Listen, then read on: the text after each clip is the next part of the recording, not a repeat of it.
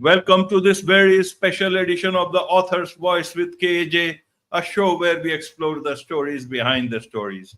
Here we dive into the worlds created by authors, discover their inspirations, and ensure that you walk away enriched and inspired. And today we have with us Paul Skidmore, author and filmmaker, and he has written several books. And today we'll be talking about his book, The Darkness Rolled Over. It has also been made into a feature film produced by and directed by Paul himself, and we'll find out whether it has been released or is yet to be released. So let's dive into the story behind the story. Welcome to the show, Paul. Thank you for having me. It's good to be here. So, Paul, want to understand, but before we come to the book, let's understand a bit about your background and what first, inspired you to start writing itself. I've always been fascinated by stories since I was a little kid, mostly movies. So I was born in 1978. So the American movies that were happening when I was a kid were Back to the Future and Ghostbusters and Star Wars and Indiana Jones and fun things like that. And I just love those fun worlds. I love those adventures. I love the character journeys and the things that they learned, and the sort of the emotional arc that they went through. And so I was always trying to write stories or tell stories from a young age, and as an adult was able to shape that into being able to tell fully complete stories, and went to film school for college and really learned how to completely fashion not just, a film, obviously, but as part of that, fashion a full story from beginning to end, and just learn good storytelling techniques. Absolutely. So now, let's come to your book itself. Here we find it on the screen, The Darkness Rolled Over Her. So tell us a bit about what inspired this story. Because you have written several books. What book number is it? Is it the last one, or is it the middle one, or is it the first? I have 4 books. I have 3 short stories and a novel. And this was, I think, the second short story that I released. So I had written Kindling, which was my first short story, and it was like 30 something pages paperback. And at the time I didn't feel that was really viable to do as its own paperback. So I wanted to do like a collection of short stories. And so that's where these other stories came from. Even the novel began as a short story and just sort of took on a life of its own. But this was the second one, and it was not a story that I previously had in my mind. Kindling, the first short story, I'd had in my mind for like 10 years as like a short film or a scene for a film or something. I never really could turn it into anything. And when I decided to sit down and do some self-published stories, that was an easy one to grab because it had been in there for a long time. The Darkness Rolled Over Her was not anything that had been in my mind for a long time. My dad's a fly fisherman and had an experience helping out as a guide on a fly fishing trip. I thought that was pretty interesting. And I just kept thinking about that dynamic between, my dad and this random stranger, and what was that dynamic like? And he told me a little bit about the program that they were involved with, and I was really fascinated by that. And so I thought, oh, okay, maybe I can tell a story out of that. And Dad's tried to teach me fly fishing in the past. He's been doing it 60, 70 years, and so he's an expert. But when he would take me fly fishing, the thing that I would notice is you don't stop, you don't sit on the shore for, an hour or whatever. You're out in the water and you're constantly moving upstream. And I just thought about that idea of, we got to keep moving. We're constantly moving, and constantly moving upstream, even and uphill. We fish in the East Tennessee mountains, and so that's the river is always flowing downhill. And so I just thought that would be a good sort of parable. This idea, this need to keep moving, and so I needed a character essentially who had decided to stop moving. And so what came about was the story about Gwen. And Gwen is a middle-aged woman who's on this fly fishing retreat. She gets paired up with this old fly fisherman named Roy. In the early pages of the book, you see that Gwen has decided to take her own life and has made plans to do so. But she goes on this trip anyway to see some friends and say goodbye. She gets paired up with Roy. Their conversation throughout the day starts to challenge her decision a little bit. And there's also a younger woman on this retreat. Her name is Sam. She sees Sam as sort of a picture of herself at that age, and she doesn't want Sam to have, a future that is her present. And so the story is sort of this three-way tension of she's decided what she's going to do, but Roy is trying to pull her another direction, and she also sees Sam and wants to help her if there's some way to do that. And so the story is just that three-way tension between those three things. And once I sat down to start writing it, I realized how important the story was, and I realized what I could contribute to it, and I realized where maybe my own personal experience fell short.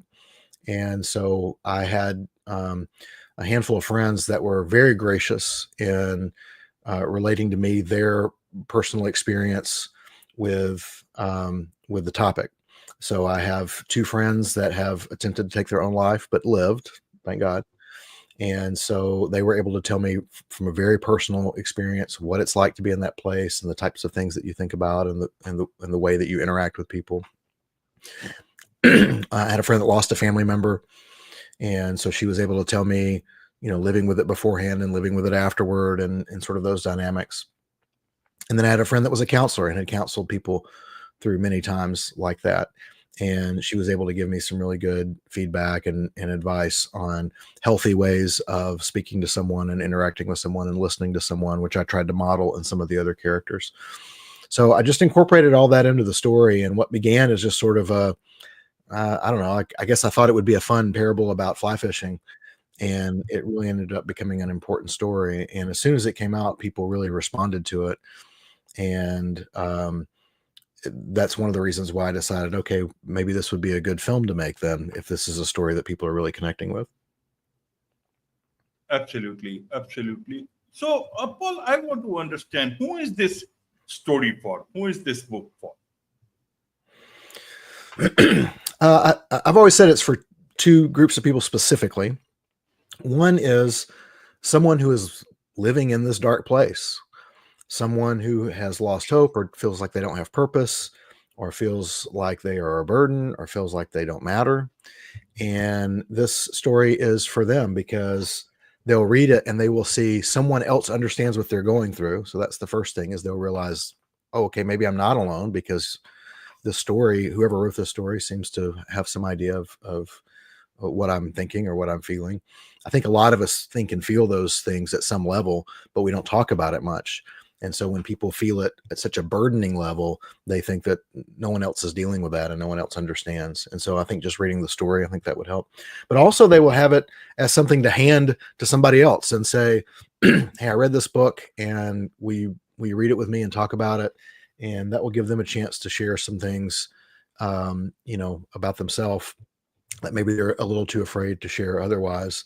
On that point, I had a friend that had read the book, and I bumped into her in the hallway somewhere, and she said, oh, I read the book and I really enjoyed it. And very quickly she started getting into kind of personal things about herself and her feelings and things like that. Nothing incredibly intimate, but just things that you don't tell a stranger in the hallway, And I found myself reciprocating very easily because she was able to do that. I was able to do that.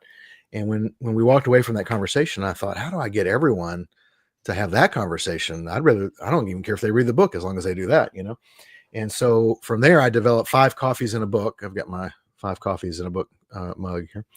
And 5 coffees in a book is just like a 5-week mini book club.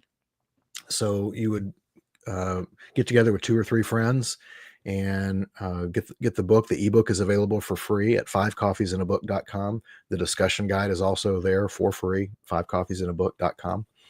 And you would get the book and read it with a couple of friends and talk about it. And the weeks just sort of break down the story and break down the characters and give people an opportunity to share.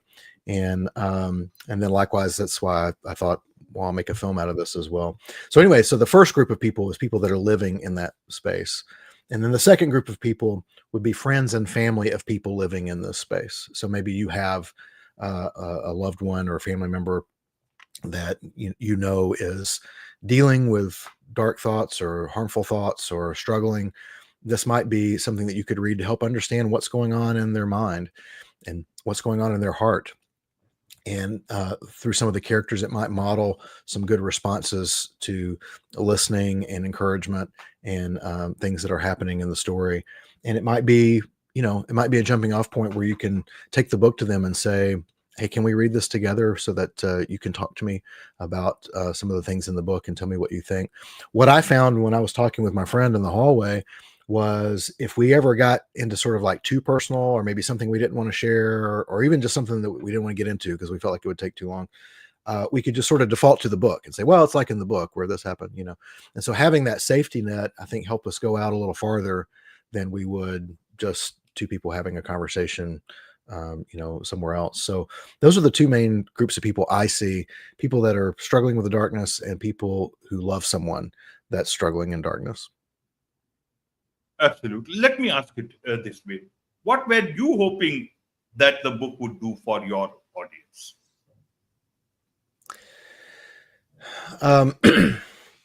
Like I said, the first thing would be just to show them that they're not alone, that this is something that is common to most people at some level, but even at the level that they're feeling it, probably is while their circumstances, of course, are unique, the general situation is not unique to them. And there are people who understand, and there are people who make it through. So that's the first thing, is to get people to just hold on, to just stay with us, But one of the ostinatos of the book, one of the themes of the book, goes back to what I was saying that sort of inspired the story in the first place, which is this idea of keep moving. And this idea that the water is going to keep coming downstream. It's going to keep washing over you. If you just lay down, that's the worst thing that you can do. The water will rush over you. You won't be able to breathe, So you have to stay on your feet, and you got to keep moving, and you got to keep moving uphill, no matter what comes down the river at you. And in that is a lesson, I guess, of perseverance, but also just of encouragement. And so the fly on the cover, the red dry fly, her name is Lucy. And so Lucy becomes sort of a mascot for encouragement, encouraging other people, showing love to other people. One of the themes that we discuss in the discussion guide, and we hit a little harder in the film, I think, than we do in the book, but is this idea that you only keep what you give away. And so if you want to have friends in your life, then you need to reach out and be a friend to someone else. If you want to have love in your life, then the best way to do that is to reach out and show love to other people. A lot of people want mentorship. They want encouragement. They want someone to come along and show them that they're loved. And I understand that. It's really hard to acknowledge that you can't control what other people do, and you can't make someone mentor you. You can't make someone show you love and encouragement. And so, the disappointing thing is, if you're waiting for love and encouragement and mentorship to come along, it might not happen. That's the sad truth, because you can't make somebody else do it. But the love and encouragement you would get by someone giving it to you doesn't come close to matching the love and encouragement you feel in your life when you are giving it to someone else. Anyone that has children knows this.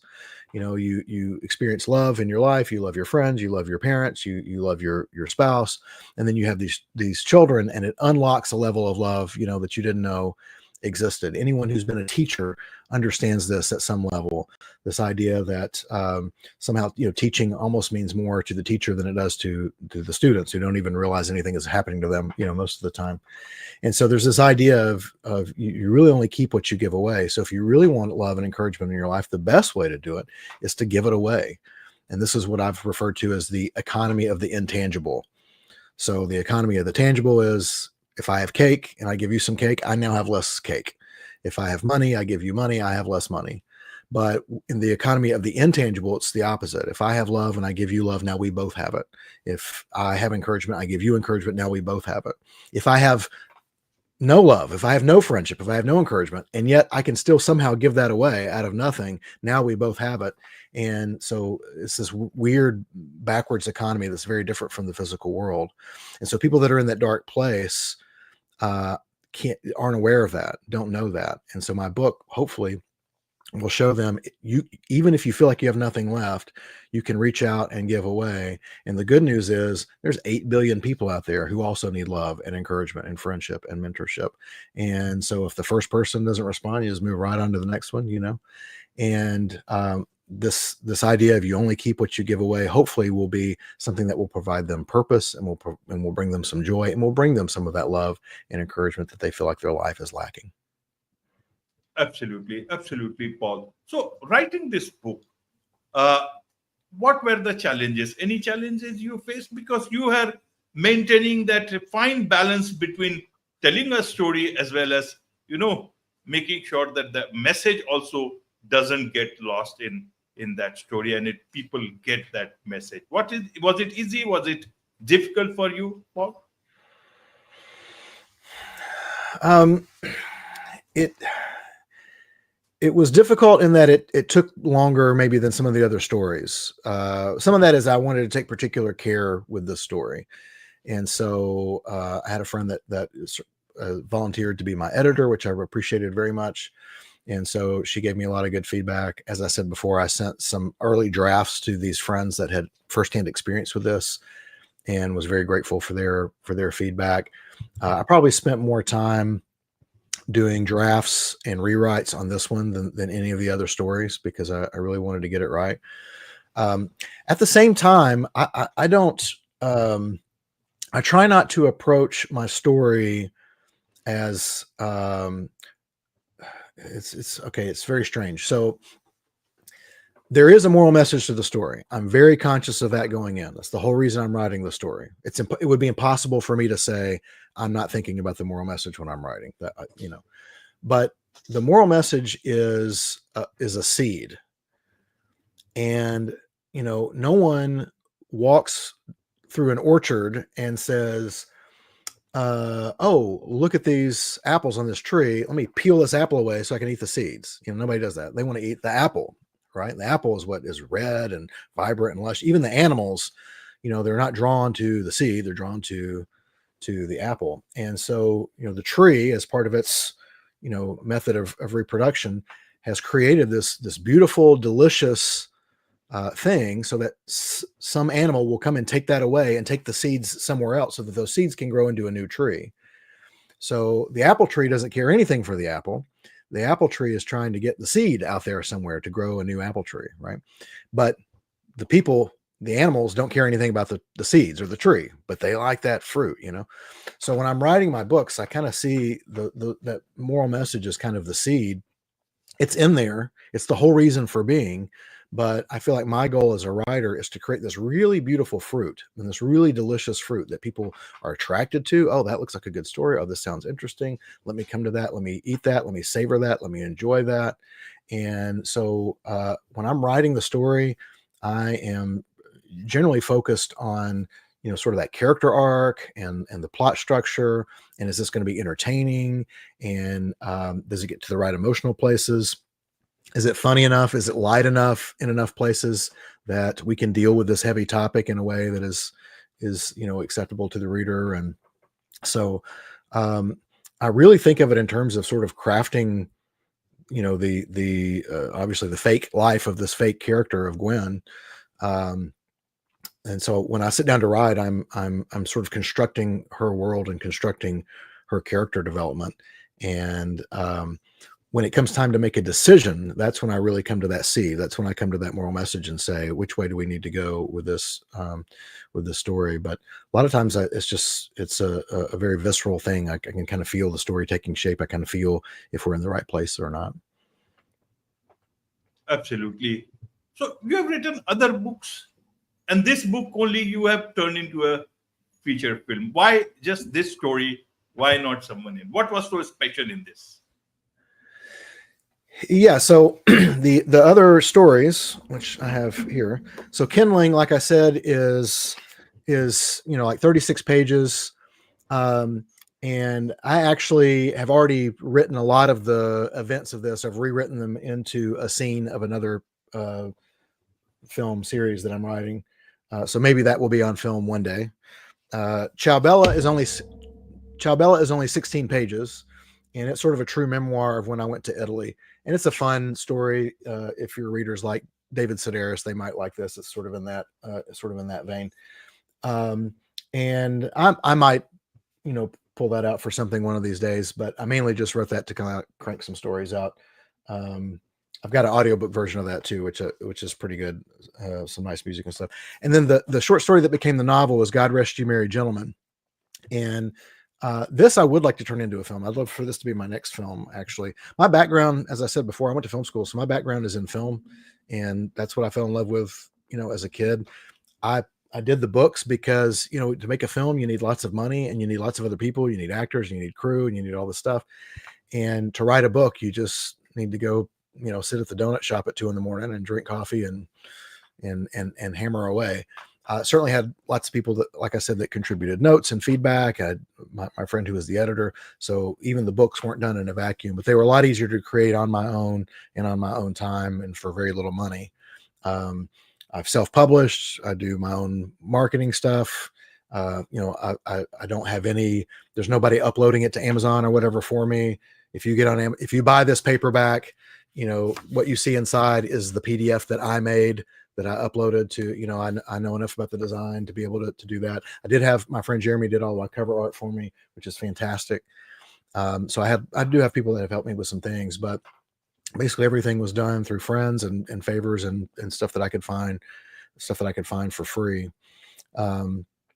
So as far as this for the film, when we got done with The Darkness Rolled Over Her, I thought, this is a really important story. It's really taking on a life of its own.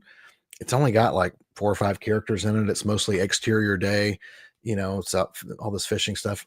Because of my video business, I have a camera, I have lenses, I have microphones, and I discussed with my buddy Noah. I was like, I think we can make a movie out of this. And less than a month later, we were doing day 1 of production. We shot for 18 days, over a month and a half, and now we've been in post-production for 5 years. So we're coming towards the end. We've got some visual effects that we're finishing up, and then we'll be ready to release. So it's not out yet, but hopefully very soon, Lord willing. So absolutely. So later this year, hopefully we get to see that feature film. And anything else? You are a author. You've written several books. Anything more in the pipeline in terms of writing? Any other projects that you are doing that you want to tell that about to the world? Yeah, sure. Well, I don't want to say too much about it. I don't like to talk too much about stuff until they're done. But this whole writing journey really began. I had been working full time at I've been a freelancer since I was 17 years old, and so for a few years, I worked basically full time at an organization, and it kind of burnt me out creatively. It was really great working there, but it was good to go too. So in my last month there, I just found myself sleeping almost. They gave me like 3 months pay after I was done to kind of like get my business back on track and things. And the first month, I think I spent just basically totally sleeping every day. I was just exhausted. And towards the end of that month, I found myself 2, 3 o'clock in the morning. I couldn't sleep. And in my mind was this story about this character that from the Old Testament scripture that I had always been curious about. There's not much written about him actually in the text, but I had sort of invented what I thought his life might have been like, and just sort of the ramifications of some of the things that you do know about him. And so 2 or 3 o'clock in the morning, I was just thinking about him and thinking how much it paralleled with some of the things in my life and some of the questions that I had about my life at that point. And realizing I couldn't sleep, I got up, I got dressed, I went to the local diner, got a waffle and some coffee, and I hammered out like 3,500 words in like an hour. I was just like came out of me, quickly. And then I went back the next night and did chapter 2, and so I got about 10 chapters into what I realized was probably going to be about a 40 chapter, novel. I started structuring it out and sort of seeing what, kind of what would take place. And it was at that point that I realized, I kind of care about this now. I did this kind of just to get it out, but now it's like, I'm kind of fascinated by this. I kind of care about this. And when it's done, I don't really know what to do with it, because I don't even really read a lot of books. I mean, I read a lot, but I don't sit down and like read fiction books very much. And so I'm not into the book world. I know what's going on in the film industry and things like that, but I don't really know what's going on in the author industry and those kinds of things. So I kind of set that story aside to do these shorter stories, just to learn the process, learn the technical process, learn the uploading to Amazon and Apple for, the Apple books and things like that, learn the audiobook process, along the way, after I put out my first short story, I got connected with a group of other authors, and they were able to tell me some of these things about the industry and give me some things that they had learned along the way. And so this has really been a process of learning for me, which I've really appreciated. And because it was about books, so I considered myself a movie guy, right? So I know about movies, right? But I don't know about books. So I was able to go into it with some ignorance. And we actually had this poster. I've got a copy of it sitting right here. We had this poster in my house growing up. It's a Will Rogers, American humorist, and it says, "Everybody is ignorant, only on different subjects." And I never really understood that as a kid, but I really began to understand that in this author group, because I understood that my ignorance here is allowing me to learn. My ignorance here is allowing me to have no pride about this, because what could it be based on? I have no confidence in what I'm doing. I don't know what I'm doing.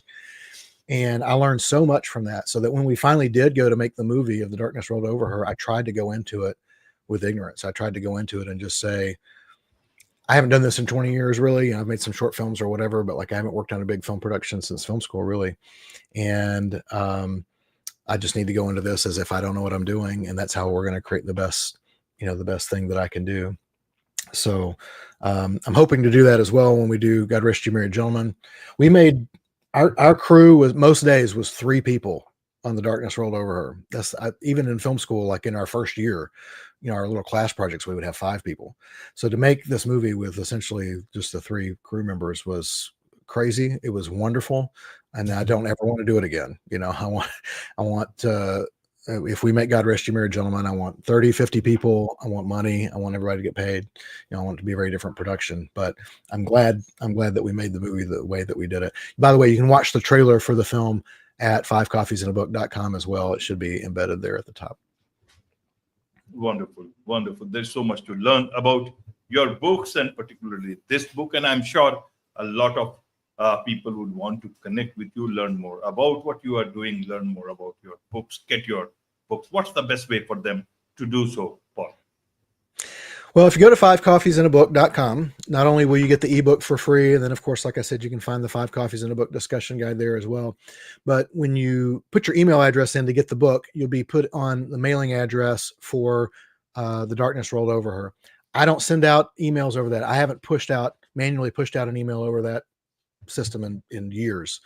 There's some automated things so that you can get your copy of the book and be reminded to share it or whatever. But after those first couple of automated emails, you won't be getting things weekly or anything like that. I'm not going to give your email address away. I'm not going to use it for any other purpose. But when the movie is ready, you will get start getting emails about the movie, letting you know how you can see it and things like that. So that's one way to stay in touch. Also, if you go to parabolos.com, parabolos.com. That's my production company site. There you can see some of the short films that I've done. You can find the books, the audiobooks. You can, I've got a podcast there that's got some material on it. And that links over to my Substack, which is skidmore.substack.com. And on my Substack is a place where if you wanted to subscribe and support me financially, there's a way to do that there. And so I appreciate my friends that have done that, and to get just a little bit of income from that every month to kind of keep things running and keep going. So that's something that I'm hoping to grow over the next few months as we get closer to finishing the film and start to really build an audience for this story. I think the world needs this story. I think the events of the last several years have really made this problem, maybe made the problem worse, but certainly made us more aware of the issue. And I think now the world is ready to start talking about it in a constructive way that helps people. And I'm hoping that this book and this film and 5 Coffees in a Book will be part of the conversation. Absolutely. Absolutely. Paul, I really like some of the things you talked about, the seed part, you talked about the fruit part, you talked about the thing that everyone is ignorant in another subject beyond the people who is there. And the third part is about the world needs stories. Absolutely. I agree. And that is where the author's voice with KAJ also exists, because of stories. Together we'll tell much more stories than possible. I am there to listen to stories. You are there to write on the many stories that are yet to happen. With this, it's a wrap on this very special edition of the Author's Voice with KAJ. Thank you so much indeed for joining us. Thank you for having me.